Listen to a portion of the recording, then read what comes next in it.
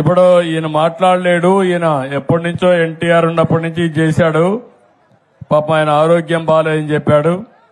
ఈయన సూర్యనారాయణ పోలిశెట్టి వీర వెంకట సత్యనారాయణ ఇక్కడే చల్లపల్లి. ఈ ఊరు కదమ్మా? ఈ ఊరు కదండి, చల్లపల్లి నుంచి అండి. ఎప్పటి నుంచో చూడాలని ఆశ. అమలాపురం దగ్గర. ఓకే, ఇప్పుడు అతనికి ఇబ్బంది ఉంది. ఒక 50,000 రూపాయలు ఆర్థిక సహాయం చేస్తాం. ఏం కావాలమ్మా? నీకేం కావాలని అడుగుతున్నా? పిల్లలు మాటలు రాని పిల్లలేనండి, ఆయన మాటలు రావండి. ఇప్పుడు ఏం చేయాలి దానికి? కుటుంబ పోషకారం ఆయన వల్ల ఆయన ఏమీ చేయలేకపోతున్నారు. ఏం కావాలి? అదే మీరు దాని సహాయంతో అదే ఏం చేస్తే అవుతుంది? ఏం చేయాలి?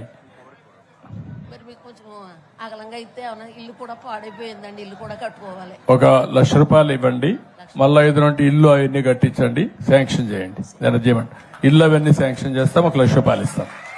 ఓకే ఓకే అమ్మ తల్లి, థ్యాంక్ యూ. ఇంకెవరన్నా ఏమైనా చెప్పే పరిస్థితిలో ఉన్నారా? గ్రామానికి ఒక సందేశం, ఒక ఆలోచన. మీరు ఇచ్చిన పిటిషన్లన్నీ కూడా నేను ఎగ్జామిన్ చేస్తున్నా. ప్రతి ఒక్క పిటిషన్ కి సమాధానం చెప్తాను. ఫిర్యాదులన్నీ కూడా మీకు ఏవైతే సాధ్యం, రా తమ్ముడు ఇట్రా, అతను రా, ఏవైతే ఆచరణ సాధ్యమో అన్ని పూర్తి చేస్తాను.